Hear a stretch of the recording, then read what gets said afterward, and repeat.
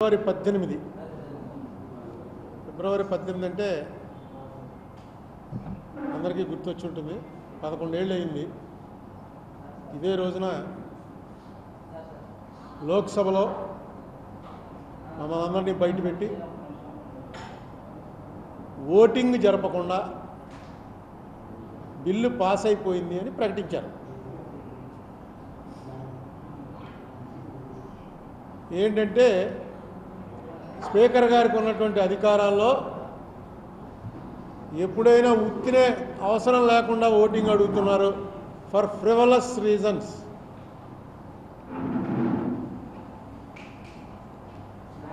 అంటే మొత్తం సభ్యులందరూ ఒకవైపు ఉండి ఎవడో ఒకళ్ళో ఇద్దరో సభ్యులు లేచి నాకు ఓటింగ్ పెట్టండి అంటే, పూర్వం ఓటింగ్ ఎలా ఉండేదంటే ఎలక్ట్రానిక్ లేదు.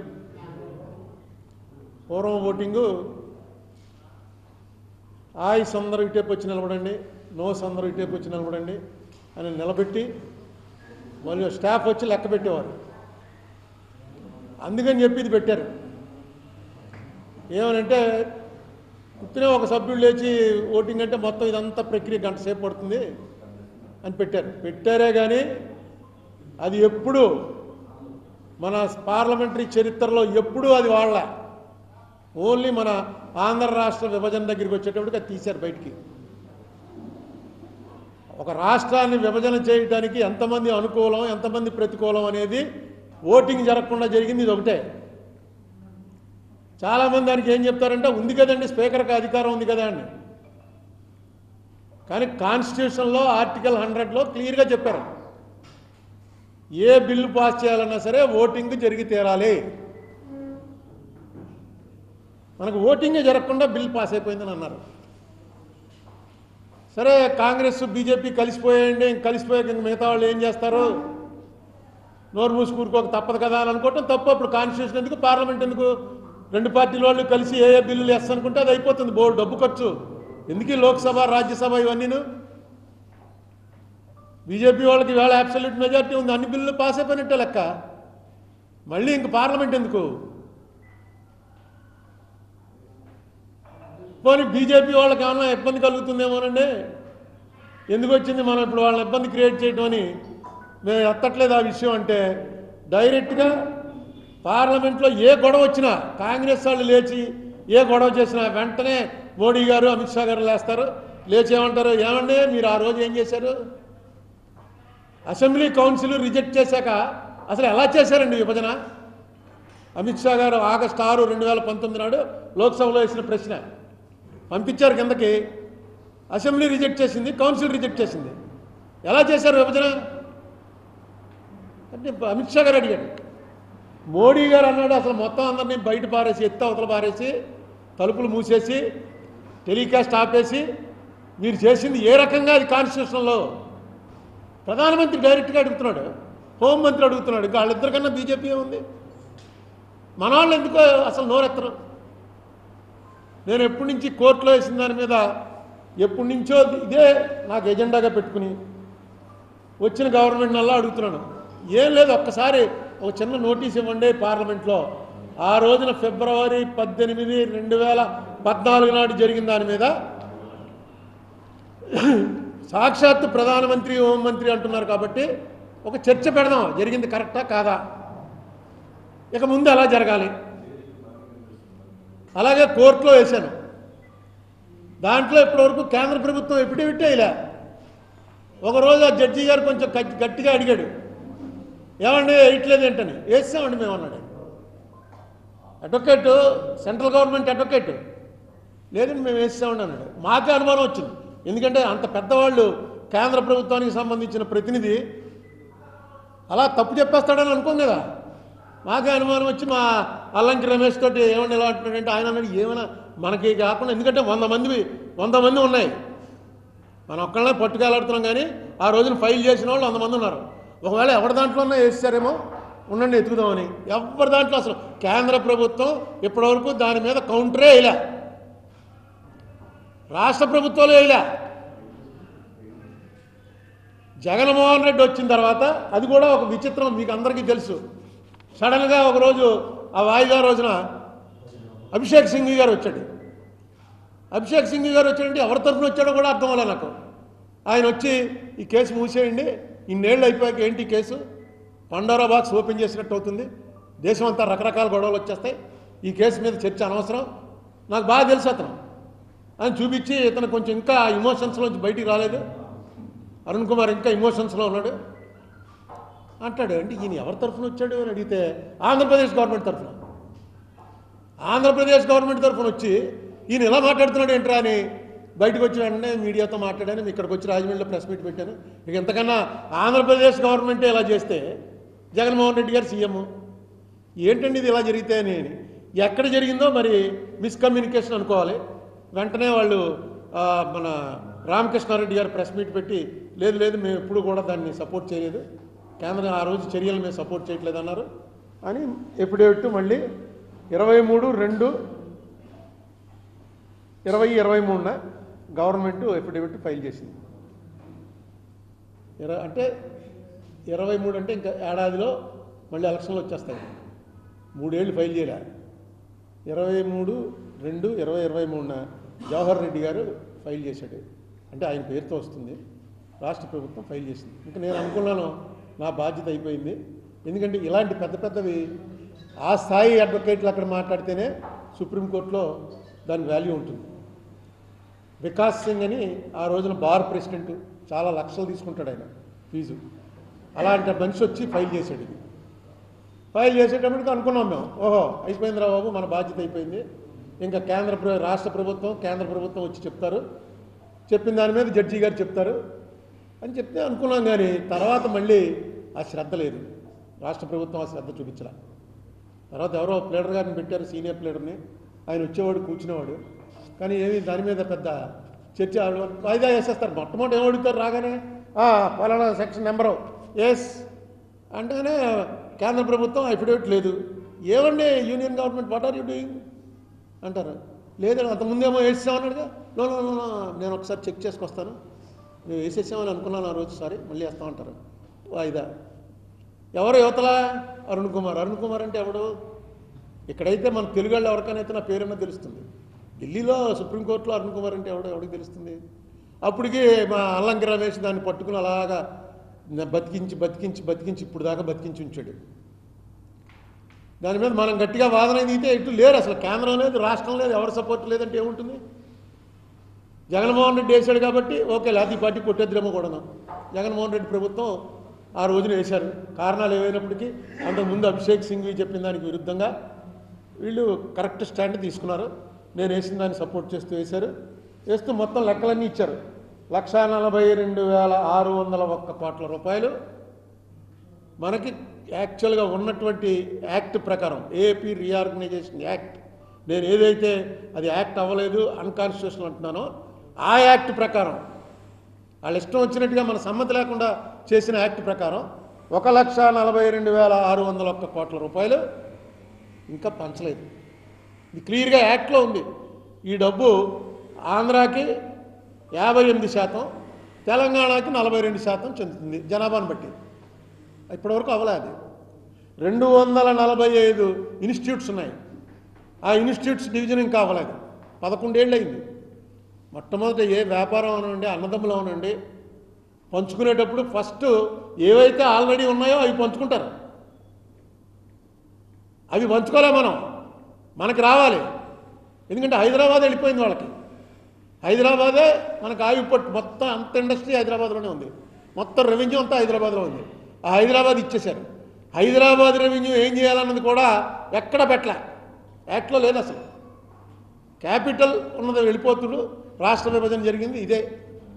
ఎందుకంటే క్యాపిటల్ ప్రాంతంలో వాళ్ళు ఎప్పుడు మా రాష్ట్రం విడదీసేయండి అని చెప్పి అడగరు. ఇది ఒక ప్రత్యేకమైన ఎప్పటి నుంచో దీనికి చరిత్ర ఉంది, ఈ పోరాటానికి ఏదో చేశారు, డివిజన్ చేశారు. నేను అడుగుతున్నది ఏంటంటే అన్కాన్స్టిట్యూషనల్గా చేసిన దాన్ని కరెక్ట్ చేయడానికి, కాకపోతే ఇక పార్లమెంట్ ఎందుకు? ఇప్పుడు నేనేమి మళ్ళీ రాష్ట్రాలు కలిపేయండి, మీరు చేసిన తప్పు కాబట్టి మళ్ళీ 2 చేసేస్తున్నాం, అది కూడా ప్రేయర్ కూడా మార్చేసండి.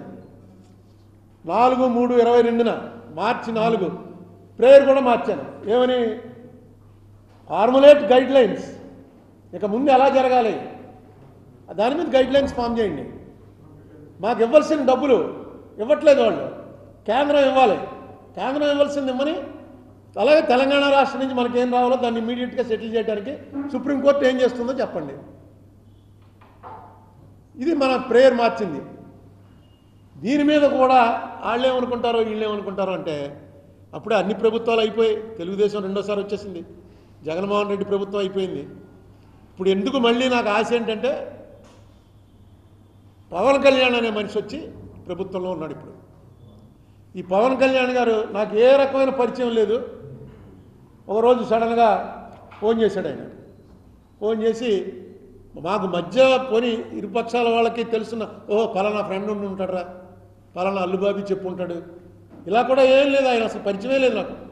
చిరంజీవి గారి పరిచయం ఉంది కానీ పవన్ కళ్యాణ్ గారి పరిచయం లేదు. ఆయన ఎప్పుడు నేను చూడలేదు. ఒకరోజు సడన్గా మా ఇంటి దగ్గరికి మీరు అందరూ వచ్చేసారు. ఏంటంటే ఇప్పుడే పవన్ కళ్యాణ్ చెప్పాడండి టీవీలోను, అరుణ్ కుమార్ని పిలుస్తున్నాను, ఫ్యాక్ట్ ఫైండింగ్ కమిటీ చేస్తున్నానని. అని నాకు అప్పుడు తెలియదు, ఎందుకంటే నేను టీవీ చూడలే. అప్పుడు సరే అని చెప్తే మళ్ళీ సాయంకాలం 7 గంటలకు అసలు పవన్ కళ్యాణ్ నన్ను పిలవనివ్వండి బాబు అప్పుడు చెప్తాను మీకంటే పవన్ కళ్యాణ్ ఫోన్ చేశాడు. చేసి మిమ్మల్ని కలవడానికి రావాలి నేను అంటే, మీరు ఎందుకంటే రావటం, నేనే వస్తాను, నేను హైదరాబాద్ వస్తూనే ఉంటాను, నేను వచ్చినప్పుడు మీ దగ్గరికి వస్తాను. 7వ తారీఖున ఫోన్ చేశాడు ఆయన. 11వ తారీఖున కలిశాను, వెళ్ళి హైదరాబాద్ వెళ్ళాను. 11 ఆయన కలిశాను. 15వ తారీఖున మేమిద్దరమే కూర్చుని 2 గంటలు చర్చించుకున్న తర్వాత 16వ తారీఖున ఫ్యాక్ట్ ఫైండింగ్ అని చెప్పి ఒక కమిటీ వేశాడు ఆయన. దాంట్లో ప్రధాన పాత్ర అంతా ఐఏఎస్ వాళ్ళకి ఇచ్చాడు. పొలిటీషియన్ని నేను ఒక్కనే, అన్ని పార్టీల్ని పిలిచాడు కానీ రాజకీయం నుంచి నన్ను ఒక్కనే ఆయన కూర్చోబెట్టుకున్నాడు వేదిక మీద. పక్కన ఎవరంటే పద్మనాభయ్య గారు, జేపీ జయప్రకాష్ నారాయణ గారు, ఐఓఆర్ కృష్ణారావు గారు, చంద్రశేఖర్ గారు, అంతా ఐఏఎస్లు పెట్టుకున్నాడు. పార్టీలు అందరినీ కొనతాల రామకృష్ణ గారు వచ్చాడు, మన సిపిఐ రామకృష్ణ గారు, పార్టీలు వాళ్ళందరూ వచ్చారు, మన ప్రొఫెసర్ నాగేశ్వర్ గారు, వీళ్ళందరూ వచ్చారు కూర్చున్నారు. వేదిక మీద మాత్రం నన్ను కూడా పక్కన కూర్చోబెట్టాడు ఆయన. పెట్టి ఫ్యాక్ట్ ఫైండింగ్ రిపోర్ట్ ఒకటి 16వ తారీఖు సాయంకాలం రిలీజ్ చేశాం. 15, 16 2 రోజులు మీటింగ్ అయింది. 74,542 కోట్ల రూపాయలు. ఇందులో ఎక్కువ పాత్ర ఎవరిదంటే పద్మనాభయ్య గారిది. ఆయన సీనియర్ మోస్ట్ ఐఏఎస్ ఆఫీసర్. మీ తరం వాళ్ళకి అంత తెలియకపోవచ్చు కానీ మా తరం వాళ్ళకి ఆ టైంలో ఎక్కడ ఏ ఆపరేషన్ అన్నా కొంచెం క్రిటికల్ ఆపరేషన్ వచ్చిందంటే అస్సాంలో గొడవలైనా, నార్త్ ఈస్ట్లో గొడవలైనా ఇమీడియట్గా ఎవర్రా ఆఫీసరు వెళ్ళి సెటిల్ చేయగలవాడంటే ఈ పద్మనాభయ్య గారు వెళ్ళేవాడు.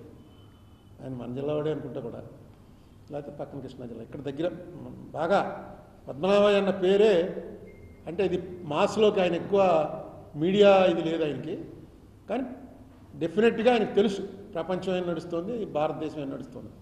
ఆయన్ని పెట్టారు మెయిన్. ఆయనకి ఆయన తయారు చేసుకు వచ్చేసాడు. ఆయన ఒక రోజు టైం తీసుకున్నాడు, ఒక రోజు 2 రోజులు కాదు 15 రోజులు టైం తీసుకున్నాడు ఆయన.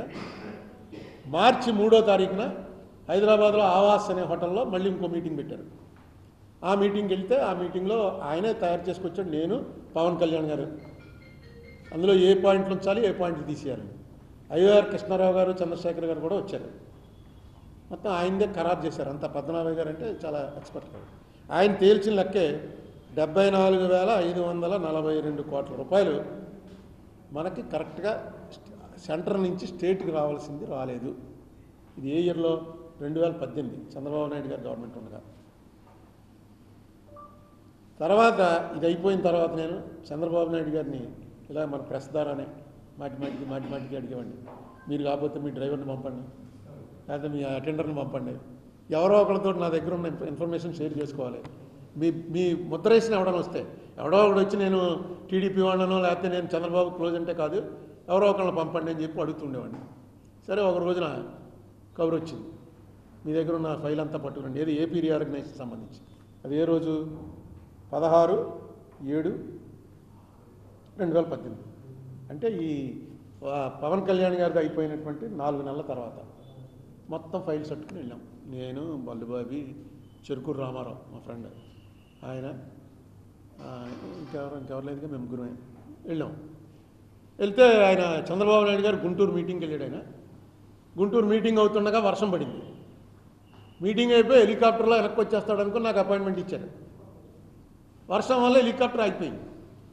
సరే నేను ఈయనెవరో గిరిజా శంకర్ గారు ఉన్న ఆయన, సతీష్ చంద్ర, వీళ్ళిద్దరికీ మొత్తం ఫైల్స్ అని చూపించాను. అయ్యా నేను ఊరికే చెప్పట్లేదు, ఇది ఇదిగో Rajya Sabha recorded version, Lok Sabha recorded. ఈ రెండు వాళ్ళు ప్రింట్ చేసిన బుక్కులు. ప్రతిరోజు ఏం జరిగిందో సభలో వాళ్ళు ప్రింట్ చేస్తుంటారు. ఈ ప్రింట్ చేసిన బుక్కుల్లో చూడండి ఎలా ఈ బిల్లు పాస్ అయిందని అంటారు. ప్రింట్ అందులో బుక్ రాశాడు ఏమని, ఇగో అడిగాడు ఈయన లేచి. ఆవిడ ఏమందంటే, స్పీకర్ గారు తల లెక్కెట్టేస్తున్నాను, నో ఇది 376 ఏదో ఉంది, దాని ప్రకారం ఓటింగ్ లేదు, ఆయస్ అందరూ నిలబడండి, నోస్ అందరూ కూర్చోండి అంది అని 360 ఆయస్, 100 నోసు, బిల్లు పాస్ అయింది. నెక్స్ట్ సెకండ్ అలా మొత్తం చేయాలి. పాస్ చేయడం అంటే బిల్లు పాస్ అయిపోయిందంటే కుదరదు. ప్రతి సెక్షను ప్రజలను అడగాలి, అక్కడ ఓటింగ్ పెట్టాలి, పాస్ చేయాలి. ఎందుకంటే కొంతమంది కొన్ని సెక్షన్లు నచ్చకపోవచ్చు. ఇక తర్వాత నుంచి మానేసింది అవన్నీ. వాళ్ళు లేచి అడుగుతూనే ఉన్నారు, అది రికార్డ్ అయింది. అమ్మ తల్ల లెక్కడతనంలో తల్ల కూడా లెక్కట్లేదు అని ఓవైసీ, సౌగత్ రాయ్ అని బెంగాల్ ఆయన, వీళ్ళిద్దరూ ఇదే గొడవ మొత్తం రికార్డ్ అయింది. తలలు కూడా లెక్కట్లేదు, అయిపోయింది, పాస్ అయిపోయింది అన్నారు. అంతా 20 మినిట్స్లో క్లోజ్. ఇది చూపించి దీని మీద అండి బాబు నేను చేస్తున్న గొడవ, ఇలా చేస్తే కూడా మన బయటికి దోసేసి అందులో తెలుగుదేశం వాళ్ళు ఉన్నారు అంటుంటే లోపల ఫోన్ వచ్చింది. నేను ఇంకా అది వీళ్ళకి చెప్పేసి వెళ్ళిపోదాం అనుకున్నాను. చంద్రబాబు నాయుడు గారు అరుణ్ కుమార్ని ఆపమన్నారు, కారులో వచ్చేస్తున్నారని. అంటే గుంటూరు నుంచి కారులో నేను ఎంతసేపు పడుతున్నాను బాబు, నేను నీకు చెప్పేశాను కదా అని చెప్పి లిఫ్ట్ దగ్గరికి వచ్చేసాం, వెళ్ళిపోదామని. ఎందుకంటే నాకు కన్వే అయింది. అందులో సతీష్ చంద్ర ఉన్నాడు, గిరిజాశంకర్ అని ఆయన ఐఏఎస్, వాళ్ళిద్దరూ విన్నారు. చెప్తారు సీఎం గారికి, నేనే చెప్పాలని ఉంది, నాకన్నా బాగా చెప్తారు వాళ్ళు ఐఏఎస్ వాళ్ళు. లేదండి మిమ్మల్ని ఆపేయమన్నారు, వచ్చేస్తున్నారు ఆయన, అయిపోండి అన్నారు. అయిపోయాం. వచ్చాడు ఆయన ఆశ్చర్యపోయాడు ఇవన్నీ చూసి. ఆ రోజు నేను ఢిల్లీలో ఉన్నాను, అద్వానీ రూమ్లో కూర్చున్నాను. ఇంత దారుణమా, నాకు తెలియదు, ఇదంతా నాకు ఎవరు చెప్పలేదు, రికార్డు ఎవరు పట్టరాలేదు. చూడండి అందుకనే నేను మొత్తుకుంటున్నాను, ఈ దారుణం ఇదంటే. వెంటనే ఢిల్లీలో వెళ్ళిపోను, వెంటనే ఢిల్లీ మీటింగు, అక్కడ మీటింగ్ మా ఎంపీలందరినీ మీటింగ్ పెట్టమంటాను, ఏం చేయాలో ఎంపీలు ఏం చేయాలో ఎలా చేస్తే బాగుంటుందో చెప్పు, కోర్టులో వెంటనే ఎఫిడేవిట్ ఇచ్చేస్తున్నాను అని చెప్పాడు. చెప్పి అది చెప్తున్నప్పుడు మొత్తం అందరం ఉన్నాం, సతీష్ చంద్రు, గిరిజాశంకరు, బాబీ, చెరుకూరు రామారావు, ఇది కాకుండా ఆల్పాటి రాజేంద్ర ప్రసాద్ ఇప్పుడు ఎమ్మెల్సీ క్యాండిడేట్, అతను మాకు ఏలూరులో లాలో అతను నేను కలిసి చదువుకున్నాం. అతను కూడా నేను వచ్చానని తెలిసి అతను కూడా గుంటూరు నుంచి వస్తూ ఆయనతో పాటు సీఎం గారితో పాటు ఆయన కూడా వచ్చి కూర్చున్నాడు. వాళ్ళందరినీ బయటికి పంపించేసి మళ్ళీ నా ఒక్కడితోటి 40 నిమిషాలు మాట్లాడాడు ఆయన, చంద్రబాబు నాయుడు గారు. మాట్లాడి కాన్ఫిడెన్స్ ఏం క్రియేట్ చేశాడంటే, డెఫినెట్గా we are going to take it up, నువ్వు ఢిల్లీ వెళ్ళిపో అన్నాడు. ఢిల్లీ వెళ్ళిపోయాను. సుజనా చౌదరి గారి ఇంట్లో మీటింగ్ పెట్టారు. ఈ లోపల ఏంది, జరిగిన 2 రోజులకే అవిశ్వాస తీర్మానం, తెలుగుదేశం వారు బీజేపీ మీద పెట్టిన అవిశ్వాస తీర్మానం అంగీకరించారు. దాంతో 2 రోజులు అవిశ్వాస తీర్మానం నడిచింది, వీగిపోయింది. ఆ అవిశ్వాస తీర్మానంలో నేను చెప్పిన పాయింట్లు ఏం చెప్పలే. సరే ముందు నుంచి ఏదో అనుకుని ఉంటారులే అని చెప్పి అనుకున్నాం. సుజనా చౌదరి గారి ఇంట్లో మీటింగ్ పెడితే అందరు ఎంపీలు వచ్చారు, పెట్టారు, చెప్పాను, వినిపించాం, అంతా బాగానే ఉంది, డెఫినెట్గా నోటీస్ ఇస్తున్నాం అన్నారు.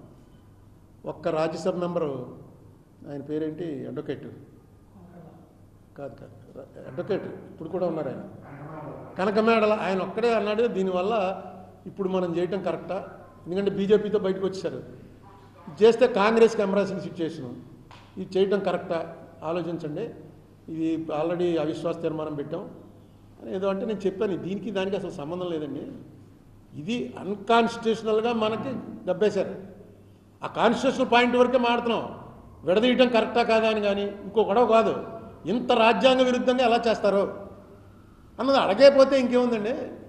మొత్తానికి కన్విన్స్ అయ్యారని నేను అనుకున్నాను, కానీ పని జరగలేదు. ఎన్నాళ్ళు చూసినా నోటీస్ ఎలా ఇవ్వాలో కూడా డ్రాఫ్ట్ చేసి పట్టుకెళ్ళి ఇచ్చాను, మళ్ళీ వాళ్ళకి తయారు చేసుకోవడానికి టైం పడుతుందని. అది జరగలేదు, కోర్టులో ఇటుకు జరగలేదు. ఇప్పుడు పవన్ కళ్యాణ్ గారు అనే ఆయన అన్నిటికన్నా ప్రధానమైనది ఏంటంటే, ఆయన నేను కలవటం, ఇది మీకు అందరికీ తెలుసు. ఇదంతా అయిపోయిన తర్వాత జనవరి 2019 అంటే ఇంక ఎలక్షన్ 3 నెలల్లో ఉంది. మేము ఐలాపురంలో ఒక మీటింగ్ పెట్టాను, నేనే ఆహ్వానం, అన్ని పార్టీల వారికి ఆహ్వానం పంపి ఐలాపురంలో కొత్తగా రాబోయేటువంటి ప్రభుత్వం ఏం చేయాలి అన్న దాని మీద ఒక మీటింగ్ అండి, రావాలి అని చెప్పి అందరికీ లెటర్ రాశాను. లెటర్ రాస్తే జగన్మోహన్ రెడ్డి పార్టీ వారు మేము రాము, తెలుగుదేశం పార్టీతోటి మేము వేదిక పంచుకోం అని చెప్పేశారు. సిపిఎం పార్టీ వారు మేము రాము, నువ్వు బీజేపీని పిలిచావు కాబట్టి బీజేపీతో మేము వేదిక పంచుకోం అని వాళ్ళు రాలే. చంద్రబాబు నాయుడు గారు 2 మంత్రులను పంపారు, 3 ఐఏఎస్ ఆఫీసర్లను పంపారు. మొత్తం రికార్డ్ పట్టుకొచ్చారు వాళ్ళు. మన ఈయన వచ్చారు, ఫైనాన్స్ చెరుకూరి కుటుంబరావు, ఆయన వచ్చారు మీటింగ్కి. బీజేపీ నుంచి ఐవైఆర్ కృష్ణారావు గారు, సత్యమూర్తి అని ఆయన, వాళ్ళిద్దరూ వచ్చారు. పవన్ కళ్యాణ్ గారి పార్టీకి కూడా లెటర్ రాశారు, మీ పార్టీ నుంచి ఎవరినైనా పంపండి అని. పవన్ కళ్యాణ్ గారు వచ్చాడు, ఎవరినైనా పంపండి అనే రాశాను నేను అన్ని పార్టీలకి, మీ పార్టీ ప్రతినిధిని పంపండి. ఆయనే స్వయంగా వచ్చాడు. లీగల్ పొజిషన్ తెలుసుకోవడం కోసం నేను పర్సనల్గా రిక్వెస్ట్ చేసి చలమేశ్వర్ గారిని పిలిచాను. అప్పటికి జడ్జిగా ఆయన సుప్రీంకోర్టు జడ్జిగా రిటైర్ అయి ఉన్నాడు, చాలా అనుభవం ఉన్నవాడు కాబట్టి ఆయన్ని పిలిచాను, జాస్తి చలమేశ్వర్. ఆయన వచ్చారు. ఆ మీటింగ్లో తీర్మానాలు ఏం చేశామంటే, రావాల్సినటువంటి 74,542 కోట్లే కాకుండా ఏదైతే అరుణ్ కుమార్ కేసు కోర్టులో వేసాడో, ఏదైతే పార్లమెంట్లో మూవ్ చేయమంటున్నాడో, ఆ రెండిటికి మేము పూర్తి మద్దతు ఇస్తున్నాం. అన్ని పార్టీలు, కొంచెం సిపిఐ వాళ్ళు, ఎందుకంటే ఆ రామకృష్ణ గారు అన్నాడు, మేము అప్పుడు సపోర్ట్ చేశాం కదా విభజనని, ఇది విభజన చేసింది తప్పు అన్నది ప్రేయర్ మార్చేశానండి. అది కాదు, కాన్స్టిట్యూషన్ నిలబెట్టకుండా పార్లమెంట్ నడిస్తే రాజకీయ పార్టీలు నోరు మూసుకుంటుంటే అలాగా, నాలాంటి వాడు ఎక్కడ సరిపోతాడు అన్న పాయింట్ మీద వారు కూడా అందరూ ఒప్పుకుని తీర్మానం చేశాం.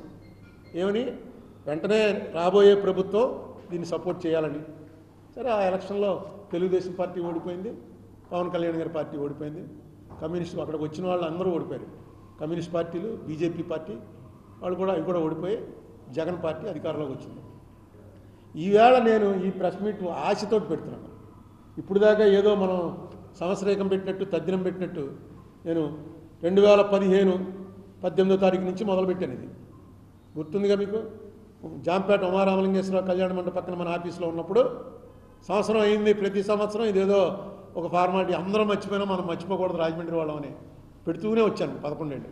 ఇప్పుడు మాత్రం ఆశ వచ్చింది, ఎందుకంటే పవన్ కళ్యాణ్ ఇందులో ఈ ప్రభుత్వంలో పార్ట్నర్గా ఉన్నాడు, ఆయన ఇంపార్టెంట్ పార్ట్నర్గా ఉన్నాడు.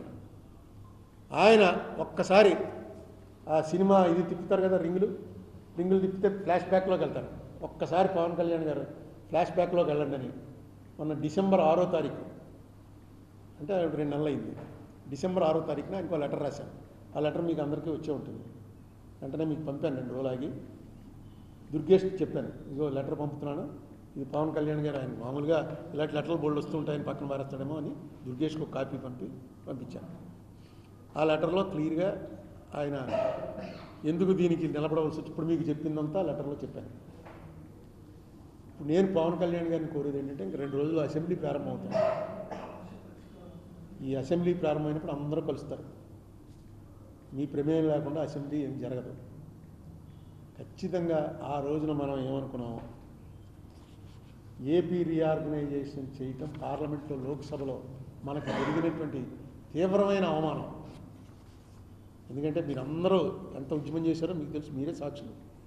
అన్ని పేపర్లు, అన్ని టీవీ ఛానల్స్, అన్ని కాలేజీలు, అన్ని స్కూళ్ళు, ఎన్జిఓలు, లాయర్లు, మేము పొలిటీషియన్స్, మాకైతే రోజు మాకు చేత్కారాలు, బూతులు తిట్టించుకోవడాలు. ఇంత జరిగిన తర్వాత అయిపోయింది, 1 నిమిషంలో తలుపు మూసి అయిపోయింది పండంటే, మళ్ళీ నోరెత్తేవాళ్ళు లేకుండా పోయిందంటే ఇంక స్టేట్కి ఎవడన్నా ఎందుకు చేస్తాడు? మనం నిలదీయడం, ఈవేళ కొట్టుకోవడాలు, తిట్టుకోవడాలు, బూతులు తిట్టుకోవడాలు ఏం అక్కర్లే. పాయింట్ ఉంటే వీళ్ళు వదలరా, నిలదీస్తారంతే. ఎంతకాలం అయినా సరే దీన్ని వదలరు అనేటువంటిది ఒక వెళ్ళాలి. ఒక ఆంధ్రాలో కూడా మగాడు ఉన్నాడురా, ఇదిగో వచ్చాడు పవన్ కళ్యాణ్. జగన్మోహన్ రెడ్డి టైంలో అవ్వలేదు, చంద్రబాబు నాయుడు గారి టైంలో అవ్వలేదు. పవన్ కళ్యాణ్ వచ్చేటప్పటికి దీని మీద వెంటనే స్టార్ట్ అయింది యాక్టివిటీ. కేంద్రం మీకు, బీజేపీ కూడా మీతో పార్ట్నర్. ముందు దాంట్లో ఎఫిడవిట్ ఇవ్వమనండి, లీగల్గా వేసి తీరాలి. నా కెపాసిటీ సరిపోక ఇక్కడ నా పాత్రలో ఎవడన్నా పెద్ద అడ్వకేట్, ఏ కపిల్ సిబల్ లాంటి వాడో, మీ సిద్ధార్థ లోదరా లాంటి వాడో, మొన్న వచ్చినటువంటి ముకుల్ రోహతగి లాంటి వాడో ఉంటే కోర్టుని బట్టి కడిగేస్తారండి. మనకేంటంటే కోర్టులో పద్ధతి, అదే ఆ పద్ధతి మారాలి కూడాను. సీనియర్ అడ్వకేట్ ఇస్తేనే టైం ఇస్తారు, చిన్న వాళ్ళకి టైం ఇవ్వరు. అందుకే నేను ఏదో మాజీ ఎంపీని అది ఉంది కాబట్టి పక్కన అక్కడ కోర్టులో అందరికీ తెలుసున్నవాడు, బాగా ప్రాక్టీస్ ఉన్నవాడు, అల్లంకి రమేష్ వాళ్ళ బ్యాచ్, అతనితో పెద్ద ఫర్ము, అందులో 7-8 అడ్వకేట్లు. నేను వెళ్ళినప్పుడల్లా వాళ్ళు అందరూ వచ్చి నిలబడతారు. దీంతో మనం మాత్రం ఈ మాత్రమే ఉంటున్నారు అన్నమాట. లేకపోతే అవతలాలు అదే ఆంధ్ర గవర్నమెంట్ కరెక్ట్గా పెట్టిందనుకోండి మనిషిని, సరైన అడ్వకేట్ని అన్నానండి. ఇది 2014లో వేసిన దాని మీద ఇప్పటివరకు అసలు విచారణే లేదా. ఒక్కసారి ఆవిడెవరో నాగరత్నమ్మ గారు అన్నావిడ, జోసెఫ్ అన్నాయన వాళ్ళిద్దరూ ఉన్నటువంటి బెంచ్లో ఆ ఒక్కసారి ఏంటిది ఎలా జరిగింది అని చెప్పి అడిగితే నేను ఒక 5 నిమిషాలు చెప్పే అవకాశం ఇచ్చారు. ఇచ్చి ఆవేళ డిస్మిస్ అవుతుందేమో అనుకున్నది, డిస్మిస్ చేయలేదు. ఎందుకంటే ఇవన్నీ ఏమంటారంటే ఇన్ఫెక్చువస్ అయిపోయింది, ఎన్నో ఏళ్ళు అయిపోయింది, ఆంధ్ర తెలంగాణ అయిపోయింది, ఎవరికి లేని వీడికి ఎందుకండి గొడవ, ఆ గవర్నమెంట్ మాట్లాడదు ఈ గవర్నమెంట్ మాట్లాడదు అంటారు. కానీ అది తప్పది. చరిత్రలో మన మీద పడ్డ వీళ్ళని ఏం చేసినా వీళ్ళేం తిరగబడరా అనేటువంటి మార్క్ ఏదో పడిందో అది తప్పది. ఇవాళ పవన్ కళ్యాణ్ గారి మీద నాకు ఎందుకు నమ్మకం ఉందంటే, నాతోటి ఆయన చాలా డీటెయిల్డ్గా మాట్లాడాడు. ఆయన డెఫినెట్గా ఈ రోలో మనిషి కాదు, కొత్త మనిషి కాబట్టి చట్ట ప్రకారం మాట్లాడచ్చు. నెక్స్ట్ ఆయనకి ఏవి కూడా దాని ఏమంటారంటే స్కెలిటన్స్ ఇన్ కబోర్డ్స్ అంటారు. అంటే మనకేమన్నా అస్థిపంజరాలు ఉంటే వెనకాల బీరువాలో, అంటే దాని అర్థం ఏంటంటే మన వెనకాల ఏమన్నా స్కాములు, మన వెనకాల ఏమన్నా కేసులు ఇలాంటివి ఉన్నాయనుకోండి, అది విప్పి తీస్తారని మాట్లాడకుండా ఊరుకుంటారు. కంగారు పడి ఎందుకు వచ్చింది మనం ఇదేదో అడిగామనుకో గట్టిగాను, సరే తెలుద్దాం. కానీ మరి దాని సంగతి ఏంటంటే అయ్యి బాబోయ్, నాకు తెలిసి పవన్ కళ్యాణ్ మీద ఏమి లేవు. డెఫినెట్గా పవన్ కళ్యాణ్ ఇందులో చొరవ చూపిస్తారని నమ్మకంతో వేళ కొంచెం గట్టిగా మారుతాను. లేకపోతే 5 నిమిషాల్లో 11 ఏళ్ళు అయింది బాబు అంటే మీరు ఇదేనా గొడవ అని పార్టీ పీకేద్దరు. ఈ గొడవేనండి, ఇది ఎప్పుడు చెప్పే గొడవే కదా అని.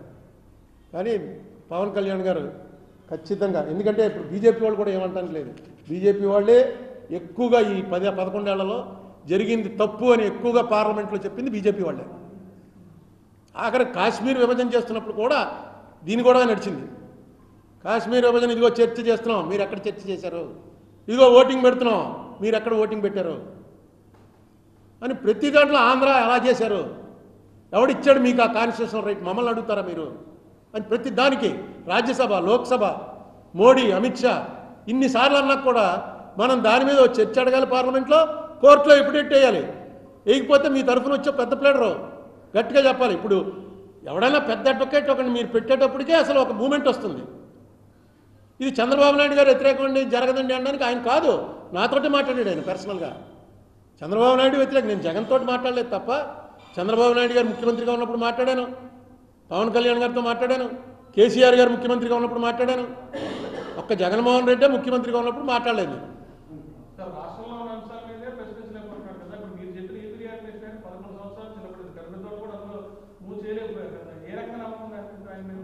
మేము ఇద్దరం ఆడుకున్న మాటలు బట్టి నాకు ఆయనకి ఏర్పడిన స్వల్ప పరిచయంలో నాకు ఎందుకో పవన్ కళ్యాణ్ ఈజ్ డిఫరెంట్ అనిపించింది. ఏమి లేదనుకోండి, ఇప్పుడు ఈ ప్రెస్ మీట్ తర్వాత కూడా డిఫరెంట్ కాదు అనిపిస్తుంది. అదేముంది పెద్ద. పవన్ కళ్యాణ్ కేంద్ర ప్రభుత్వం చేత ఎఫిడేవిట్ వేయించాలి, రాష్ట్ర ప్రభుత్వంలో అడ్వకేట్ జగన్మోహన్ రెడ్డి వేసిన ఎఫిడేవిట్ ఏదైతే ఉందో ఎఫిడేవిట్ చాలా విపులంగా డీటెయిల్గా వేసాడు. ఆ ఎఫిడేవిట్ని సపోర్ట్ చేయండి. ఇప్పుడు అదేదో కరెంటు కొనుగోలులో జగన్మోహన్ రెడ్డికి 2,000-3,000 కోట్లు అంది అని వచ్చిందా, పేపర్లో వచ్చింది కదా.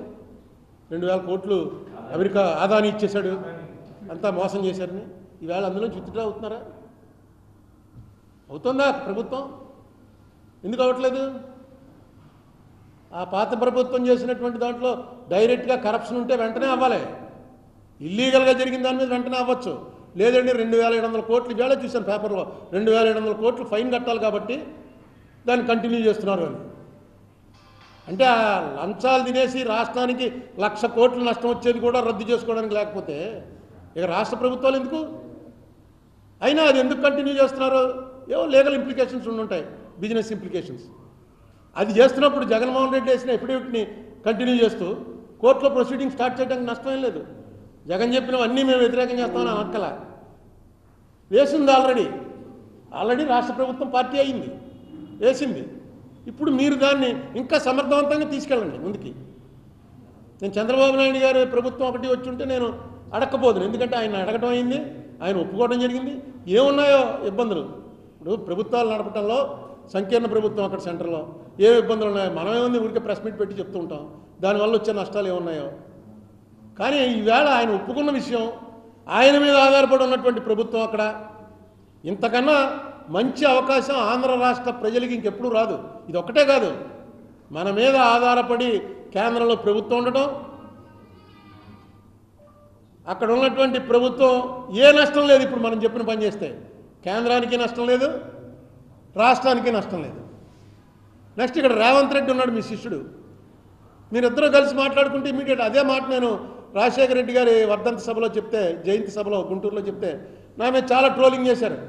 రేవంత్ రెడ్డిని సపోర్ట్ చేస్తూ మాట్లాడతావా, కాంగ్రెస్ పార్టీ వచ్చేటప్పటికి వీడికి ఇంకా కాంగ్రెస్ వదలలేదు అని రకరకాల ట్రోలింగ్ చేశారు.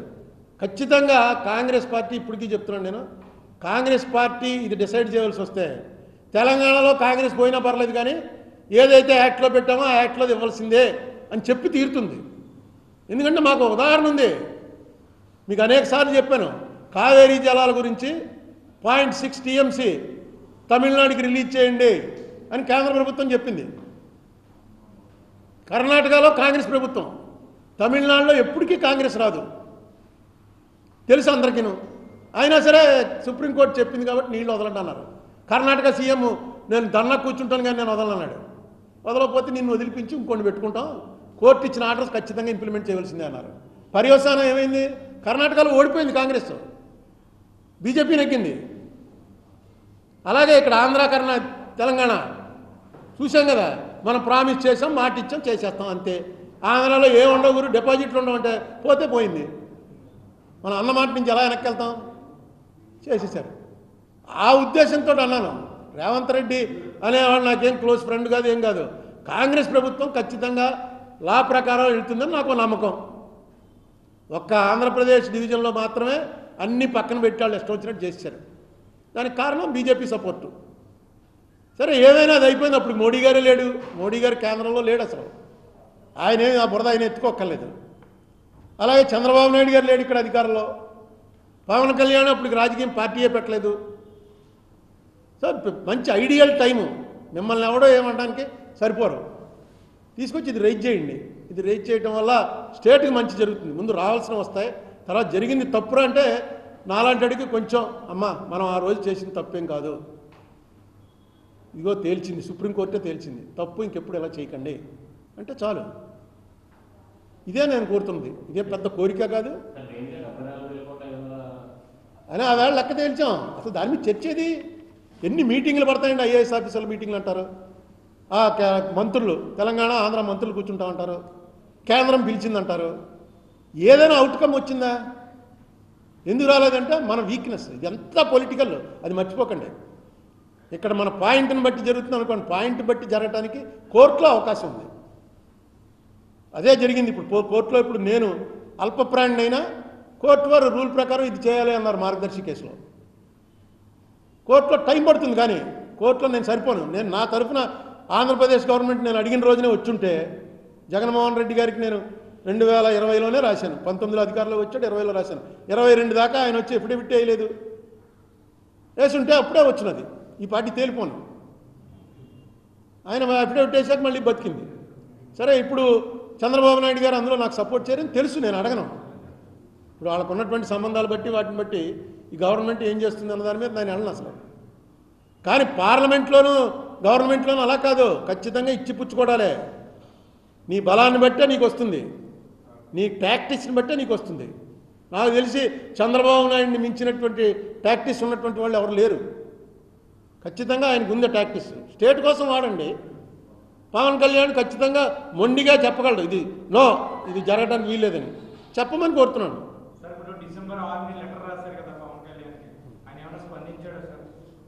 నాతోటి ఏమి స్పందించలేదు, స్పందన కూడా నేను నాతో స్పందించమని అడగలేదు, పని చేయమని అడిగాను. రేపు అసెంబ్లీ అవుతుందిగా, దుర్గేష్కి చెప్పాను, వీళ్ళు చెప్పాయా బాబు అని చెప్పానండి అని దుర్గేష్ చెప్పాడు, పవన్ కళ్యాణ్ గారికి చెప్పానండి అని. సో పవన్ కళ్యాణ్ అనే వ్యక్తి ఇండివిజువల్గా, ఉప ముఖ్యమంత్రిగా కాకుండా ఇండివిజువల్గా పవన్ కళ్యాణ్ తను కొంచెం దాన్ని ఏమంటారు, ముక్కుసూటిగా మొండిగా పోయే మనిషి అని నా అభిప్రాయం. నా అభిప్రాయం తప్పై ఉండొచ్చు, రైట్ అయి ఉండొచ్చు, వేరే విషయం. మేము కలిసిన అతి తక్కువ టైంలో నాకు అనిపించిన అభిప్రాయం అది. సో డెఫినెట్గా అతను ప్రెజర్ తేగలడు, ఇక్కడ తేగలడు, కేంద్రంలోనూ తేగలడు, కేంద్ర ప్రభుత్వం మీద ప్రెజర్ తేగలడు.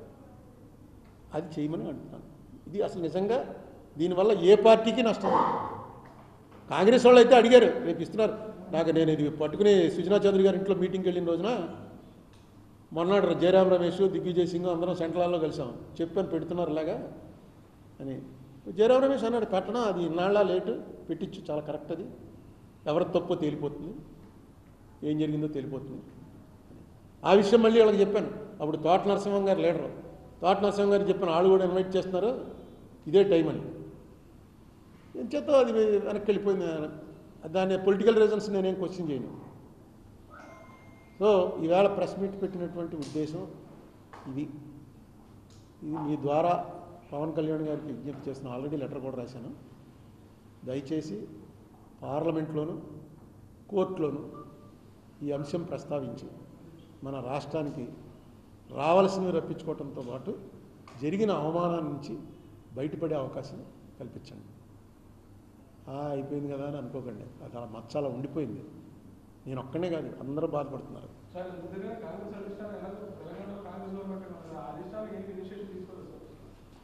వాళ్ళు ఎలా తీసుకుంటారండి, మనం తీసుకోవాలి. ఇప్పుడు నువ్వు నాకు డబ్బులు ఇవ్వాలి, గురు నీకు ఇచ్చేయాలనే ఉంది, నువ్వు నా చుట్టూ తిరగవు కదా, నేను వచ్చి నిన్ను అడగాలి.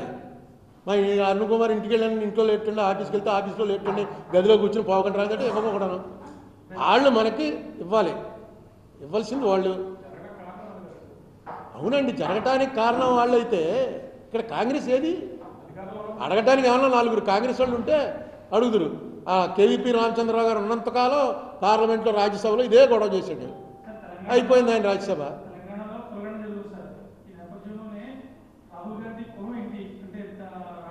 అది అందరికీ తెలియని విషయం ఏంటంటే, కులం అడిగితే ఎవడన్నా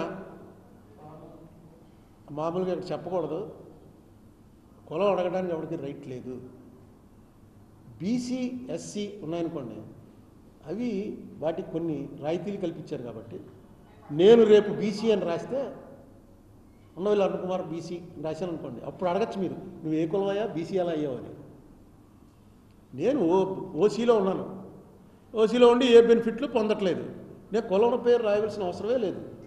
నా కులం మీరు అడిగితే ఏదైనా చేయొచ్చునండి, కేసు కూడా పెట్టచ్చు, ఉంది మనకి.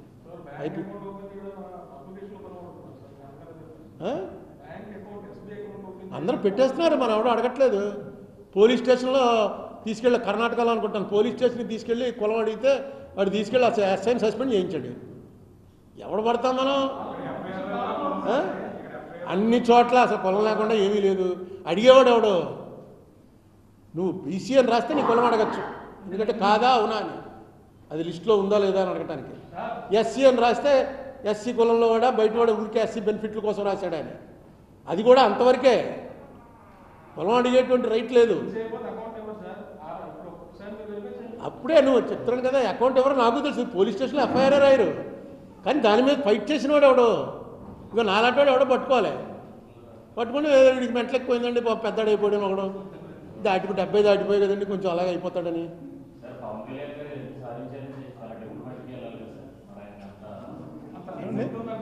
అసలు ఇందులో ఏమిటి చెప్పండి సాధించేది? ఇందులో ఏముంది అసలు? ఇది సాధించడానికి ఏముంది? ఒక నోటీస్ ఇవ్వాలి, లోక్సభలో ఒక నోటీస్ ఇస్తారు, ఆ నోటీస్ కూడా ఏమని ఇవ్వాలని రాసి ఇచ్చాను. అమిత్ షా గారి పాలనా రోజున, మోడీ గారి పాలనా రోజున ఈ సభలో మాట్లాడిన ఈ మాటలను బేస్ చేసుకుని ఆంధ్ర రాష్ట్రానికి అన్యాయం జరిగిందని వాళ్ళు అన్నారు, దాని మీద చర్చిద్దాం. డెఫినెట్గా ప్రధానమంత్రి హోంమంత్రి అన్న తర్వాత ఖచ్చితంగా చర్చించి తీరాలి. మనం వాళ్ళని ఏమి తప్పట్లేదు, వాళ్ళు రెడీగా ఉన్నారు. అనేక సార్లు లోక్సభలో ఛాలెంజ్ చేశాడు అమిత్ షా, దాని మీద చర్చిద్దామా, రండి ఆంధ్రప్రదేశ్గా ఏం చేశారో మీరు చెప్తాను అని అనేక సార్లు అన్నాడు. ఎవడో నోటీస్ ఇవ్వాలి, ఆ నోటీస్ ఇచ్చిన వాళ్ళు కొంచెం పార్టీ నోటీస్ అనుకోండి, ఇప్పుడు లీడర్ ఆఫ్ ద పార్టీ ఇచ్చాడు అనుకోండి, డెఫినెట్గా దాని వాల్యూ వేరు.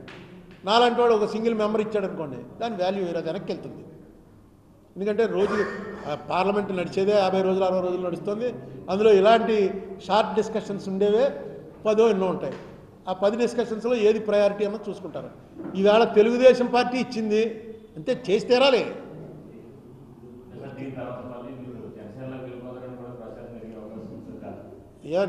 నేను అనేక సార్లు చెప్పాను, నాది వాలంటరీ రిటైర్మెంట్, కంపల్సరీ రిటైర్మెంట్ కాదు. నేను కావాలని రిటైర్ అయిపోయాను, నేను ఎందుకు వెళ్తాను ఇంకా? కంపల్సరీగా తోసేసి ఏ అవకాశం లేకుండా ఖాళీగా ఉంటే ట్రై చేసుకుంటూ ఉంటాం, అందులోకి వెళ్దామా ఇందులోకి వెళ్దామా అని. నాకు లేదు, నాకు ఇంట్రెస్ట్ లేదు, నేను చేయలేను. ఇంట్రెస్ట్ లేదని కాదు, నేను చేయలేను, ఏ పోస్టు చేయలేను. ఇలా మీతో అప్పుడప్పుడు మాట్లాడటం తప్ప ఏ పోస్టు చేయలేను. నేను చాలా ఎంజాయ్ చేస్తున్నాను 10 ఏళ్ళ నుంచి. నా లైఫ్ చాలా బాగుంది, నా హెల్త్ బాగుంది, బీపీలు షుగర్లు అన్నీ కంట్రోల్లో ఉన్నాయి. నేను ఆ 10 ఏళ్ళు ఎంపీగా చేసిన టైంలో ఇంతగా లేను, ఇంత ఆనందంగా లేను.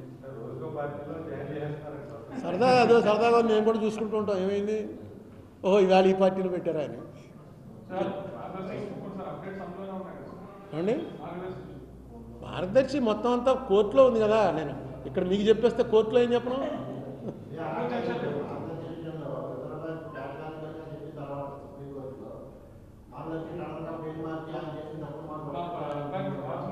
అంటే ఇందులో ఒక చిన్న ఇదేంటంటే క్రిమినల్ కేసు ఇది రామోజీరావు గారి మీద ట్రయల్ కోర్టులో రాజశేఖర రెడ్డి గారు సీఎంగా ఉండగా కృష్ణంరాజు గారు అనే ఐపీఎస్ ఆఫీసర్ ఇచ్చిన కంప్లైంట్ క్రిమినల్ కంప్లైంట్.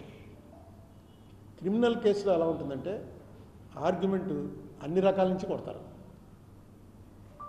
దాంట్లో ఒక భాగం ఇది. దీన్ని అతిపెద్ద ప్లేడరు ఇండియాలో టాప్ 10 ప్లేడర్ వచ్చాడు రోహతగి, ముకుల్ రోహతగి అన్నవాడు సిద్ధార్థ్ లోధరా కన్నా డబల్ ఛార్జ్ చేసేటువంటి ప్లేడరు. అతన్ని తీసుకొచ్చేటప్పటికి ఇది ఒక పెద్ద సెన్సేషన్ అయింది. కానీ యాక్చువల్గా క్రిమినల్ కేసుల్లో ఆర్గ్యుమెంట్ చెప్పేవాళ్ళు అన్ని ఆర్గ్యుమెంట్లు చెప్పేస్తారు. ఏంటి ఫస్ట్ వీడు దొంగతనం చేయలేదండి అని చెప్తారు, నెక్స్ట్ దొంగతనం చేసిన రోజున ఇక్కడ ఊళ్ళో లేడండి అని చెప్తారు, నెక్స్ట్ దొంగతనం చేయడానికి వీడు కళ్ళు కలమడం అండి అని చెప్తారు. అన్నీ ఏదో ఒకటి క్లిక్ బెనిఫిట్ ఆఫ్ డౌట్ మీద ఉంటుంది అంతా, ఏదో ఒకటి క్లిక్ అవుతుంది కదా అని. అలాగే వాళ్ళు వచ్చి ఈ చెప్పిన వాదన, వాళ్ళు చేసే వాదన అన్ని కేసుల్లో అందరూ చేస్తారు. కానీ ఇక్కడ చిన్న ఇదేంటంటే ఎవరికైతే సంబంధం లేదు కొడుకునే అన్నారో కొడుకే వేసాడు పిటిషన్. ఆయన ఒక 3 నెలలు 4 నెలల క్రితం నా తండ్రి గారి ఇదే కేసులో నా తండ్రి గారిది వారసత్వం నాది, నేను ఇప్పుడు హెచ్యుఎఫ్ కర్తని, అందుకని ఈ లిటిగేషన్లో పాల్గొనే అవకాశం నాకు ఇవ్వండి అని ఆయనే ఒక పిటిషన్ వేశాడు. ఆ పిటిషన్ వేస్తే నేను ఆన్లైన్ అప్పీర్ అవుతున్నాను, జడ్జి గారు నన్ను అడిగాడు ఏడు నీకేమైనా అభ్యంతరం అని. నాకు అర్థం లేదండి అసలు అని చెప్పాను.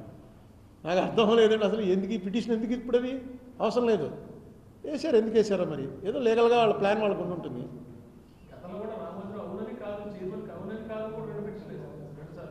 నేను ఈ కేసులో నా పాత్ర ఏంటో నిజంగా నాకే తెలియదు. ఎందుకంటే నేను పార్టీ కాదు, సుప్రీంకోర్టులో పార్టీని, కానీ ఇక్కడ పార్టీ కాదని చెప్పి పూర్తిగా మనం కూడా మీలాగే టీవీలో చూసుకుందామా అంటే అసిస్ట్ ద కోర్ట్ అన్నాడు ఆయన.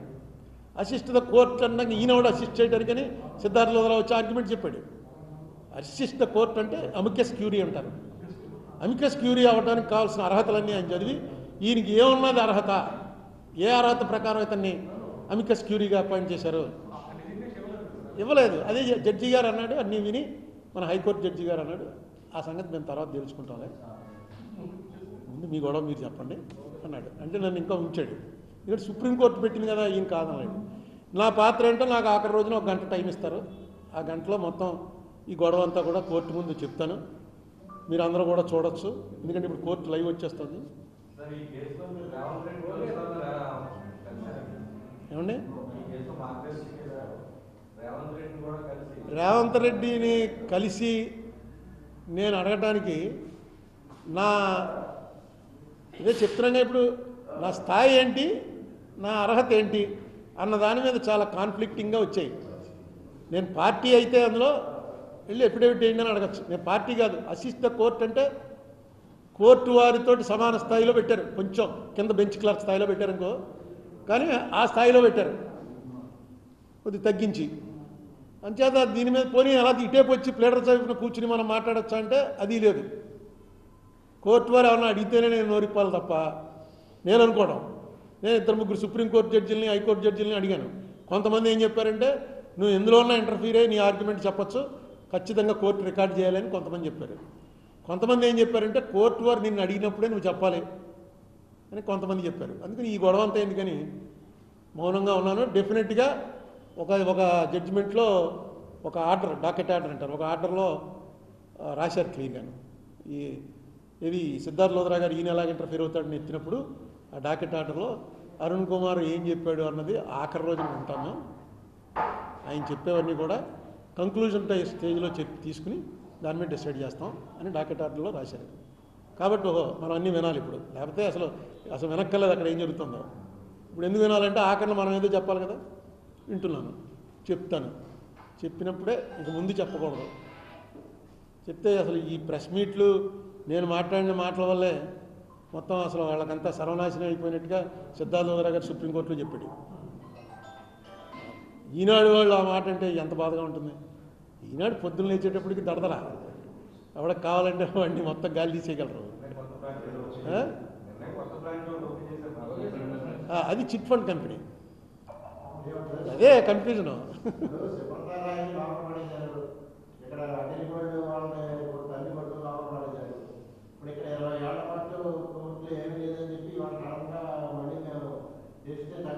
నేను అనేక సార్లు ఇక్కడ చెప్పాను, మళ్ళీ చెప్తున్నాను. ఈ కోర్టులో శిక్ష పడిందా లేదా అన్నది నేను ఏనాడు కూడా తీవ్రంగా పరిగణలోకి తీసుకోలే. రామోజీరావు గారిని కానీ వారి సంస్థలను కానీ నాశనం చేయాలని అనేటువంటి ఉద్దేశం కానీ ఆ కక్ష కానీ నాకు ఉండే అవకాశమే లేదు. మనదంతా లోక సంస్థ సుఖినోభవంతు. కానీ ఒక యద్యదాచరతి శ్రేష్ఠ, అనేకసార్లు చెప్పాను ఈ శ్లోకం. యద్యదాచరతి శ్రేష్ఠ తత్తదేవేతరో జన సయత్ ప్రమాణం కురితే లోకస్తదనువర్తతే. ఒక ఫామ్లో ఉన్న శ్రేష్ఠుడైనటువంటి వ్యక్తి తప్పు చేస్తే మొత్తం సమాజం అంతా కూడా అది ఫాలో అవుతుంది. కృష్ణుడు అర్జునుడు చెప్తాడు, నీ యుద్ధంలోంచి నువ్వు పారిపోయావంటే ఓహో ఇది కరెక్ట్ అనమాటని రేపు నుంచి అందరూ పారిపోవటం మొదలెడతారు. నీకు పారిపోవాలని ఉన్నా సరే నువ్వు శ్రేష్ఠుడైనటువంటి వ్యక్తి కాబట్టి దెబ్బలాడవలసిందే. అదే రామోజీరావు గారు లాంటి ఒక పెద్ద మొఘల్, మీడియా మొఘల్, మీకు అందరికీ తెలుసు, దేశం మొత్తం మీద హయ్యెస్ట్ ఇన్ఫ్లుయెన్స్ ఉన్న వ్యక్తి చట్టం అంటే తీసి పక్కన పారేసినప్పుడు అతన్ని ఏమీ చేయలేకపోతే ఇక మామూలు వాళ్ళు ఎందుకు పాటిస్తారు చట్టం? ఇందులో జరిగింది తప్పు అని కోర్టు చెప్పిన రోజున నేను అయిపోయినట్టే, ఆల్రెడీ నా వారు అయిపోయినట్టే లెక్క. ఎందుకంటే రిజర్వ్ బ్యాంక్ చెప్పేసింది. రిజర్వ్ బ్యాంక్ వచ్చి ఎప్పుడైతే కోర్టులో ఎఫిడవిట్ వేసిందో ఇది తప్పు చేస్తున్నాడు, అనేక సార్లు హెచ్చరించాం, మా మాట లెక్క చేయలేదు, మా దగ్గర మెన్ మెషిన్ లేదు కాబట్టి మేము ఏం చేయలేకపోయాం, రాజశేఖర రెడ్డి ప్రభుత్వం కాదు చేసింది, ఇది మేము చేయమంటే చేశాడు. ఇదే మాట మేము ఎన్నిసార్లు చెప్పినా కాదు కాదు కాదు అన్నారు. ఈవేళ రిజర్వ్ బ్యాంకే చెప్పింది, ఏ రోజుల్లో ఎప్పుడెప్పుడు నోటీసులు ఇచ్చారో అన్నీ చెప్పారు. సో ఇక ఏం జరుగుతుంది దీని మీద అన్నది నేను ఇందులో టు అసిస్ట్ ద కోర్ట్ అన్నారు కాబట్టి ఇది చూపిస్తున్నాను. కానీ లేకపోతే నా వరకు నేను నా వాదన కరెక్ట్ అన్నది అయిపోయింది. అదే చెప్తున్నాను అనేక సార్లు. వాళ్ళు ఎందుకు చేయవలసి వచ్చింది, మేమెందుకు సబ్జెక్ట్ డివియేట్ అయిపోతుందని చెప్పేసి ఒక ఇది వచ్చింది మార్గదర్శకం మీద. మొన్న నాకు పోలవరం మొదటి నుంచి కూడా ఎన్విరాన్మెంటలిస్టులు అందరూ కూడా ఎన్వైరన్మెంటలిస్ట్ ఉంటారు. ఒక ఆయన ఇక్కడ మనకి పతంజలి శాస్త్రి గారు ఉన్నాడు, ఇంకొక ఆయన శివాజీ గారు అని చెప్పి వైజాగ్లో ఉంటాడు. వీళ్ళంతా శివాజీ గారు నాకు ముఖ పరిచయం లేకపోయినా ఫోన్ చేస్తున్నారు, ప్రొఫెసర్ అయినా. వీళ్ళందరూ పోలవరం చాలా డేంజర్, రాజమండ్రి కొట్టుకుపోతుంది జాగ్రత్త అని చెప్పి అంటూ ఉండేవారు. మనం ఎప్పుడు దాన్ని ఇలాగే అంటారులే ఎన్వైరన్మెంటలిస్టులు, ఎందుకంటే అడవులు పోతాయి, నిజంగా దానివల్ల నష్టం ఉండొచ్చు, కానీ వాటర్ కదా మెయిన్ అనే ఉద్దేశంలో ఉండేవాడిని. మొన్న ఎప్పుడైతే డయాఫ్రమ్ వాల్ కొట్టేసిందో దాని మీద నాకున్న నాలెడ్జ్లో రకరకాల వ్యక్తులతో మాట్లాడి తీస్తే ఆ వేళ ఏదైతే వచ్చి కొట్టేసిందో ఆ కొట్టేసినటువంటి ఫోర్స్ లాంటిది మనకు 4 ఏళ్ళకి ఒకసారి వస్తుంది. అంటే ఎప్పుడు రిస్క్ ఉంది, మరి అది టెక్నాలజీ వాళ్ళకి తెలియాలి. అన్నిటికన్నా రీసెంట్గా ఓ పేపర్లో చూశాను, బంకమట్టితో కడతారట. ఇప్పుడు మట్టి రాయితోటే కడతారు. ఏది డ్యామ్ ఆ dam earth cum rock filled dam. Rock అంటే రాయి, ఎర్త్ అంటే మట్టి కలిపి కొండ, ఒక ఆర్టిఫిషియల్ కొండ తయారు చేస్తారు, ఆ కొండ ఆపుతుంది. అది బంకమట్టితోటి కట్టాలి అని ఒక ఆలోచన వచ్చింది అని చెప్పి పేపర్లో చూశాను, మీరు కూడా చూసే ఉంటారు. అంటే అర్థం ఏంటంటే ఒకవేళ కొట్టుకుపోతే బంకకి కొంచెం జిగురు ఉంటుంది కాబట్టి ఒక్కసారి వచ్చి పడేరుకుని కొట్టేయకుండా స్లోగా కొట్టుకుపోయేలా చేద్దామనే ఆలోచన కానీ వాళ్ళకుంటే, బాబు జాగ్రత్తగా చూడండి, డిజైన్ కరెక్టా కాదా. డయాఫ్రమ్ వాల్ ఏంటి 300 కోట్ల రూపాయలు ఖర్చు పెట్టి వరల్డ్లో టాప్ వాళ్ళు బావర్ కంపెనీ, ఆ బావర్ కంపెనీ వాళ్ళు వచ్చేస్తే అది కొట్టుకుపోవటం ఏంటి. మళ్ళీ 900 కోట్లు 1000 కోట్లు పెట్టి మళ్ళీ కడతారట, మళ్ళీ బావర్ కంపెనీ వాళ్ళే కడతారట. నాకు అంత నాలెడ్జ్ లేదు. డెఫినెట్గా ఇందులో ఏదో రిస్క్ కనబడుతోంది. దానికి తగ్గట్టుగా గవర్నమెంట్ వారు మాట్లాడుకుని పిలిచి ఇదేదో మనం ఇంత డబ్బు ఖర్చు పెట్టేసి వెళ్ళిపోయాం వెనక్కి అనేటువంటి బ్యాడ్ వస్తుందేమోనో ఇంకోటనో ఫీల్ అవ్వకుండా ఇటువంటి వాటిలోనే పవన్ కళ్యాణ్ గారు కొంచెం సీరియస్గా ఇన్వాల్వ్ అవ్వాలి. అయ్యి అసలు యాక్చువల్గా వాళ్ళు పిలిచి ఆ డిజైన్ వాళ్ళతో కూర్చుని ఏంటి డిజైన్ అవుతుందా లేదా, ఇలాంటివి ఎక్కడ కట్టారు, ఈ టైప్ ఆఫ్ శాండ్ ఉన్న చోట ఎక్కడెక్కడ జరిగింది, వరల్డ్లో ఎక్కడ కట్టారు, నిలబడ్డాయా పోయాయా, ఇవన్నీ తెలుసుకోవాలి.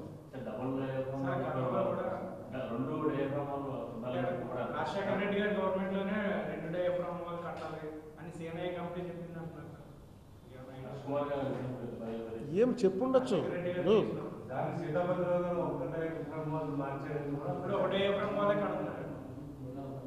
అదే చెప్తుంది. ఇవన్నీ ఎవరికి నచ్చింది. ఇప్పుడు ఇంజనీర్లో కూడా వాళ్ళ ఐడియా ఒకలా ఉంటుంది.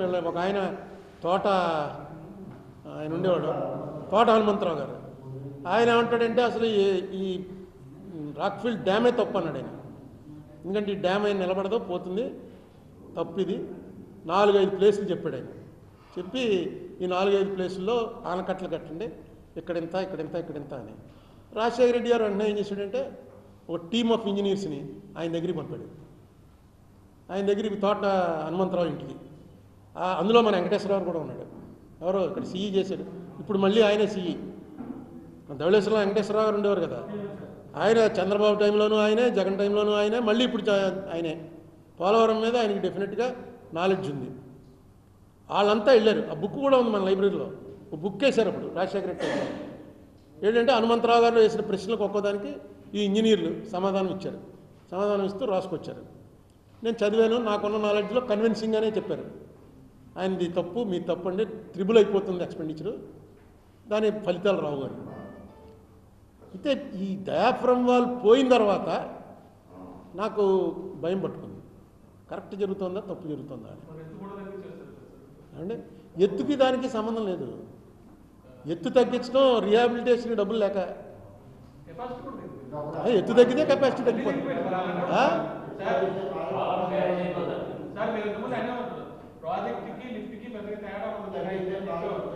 మీకు ఎత్తు తగ్గించడం అనేది అసలు ఆ ప్రాజెక్టే తీసి పక్కన పారేయచ్చు.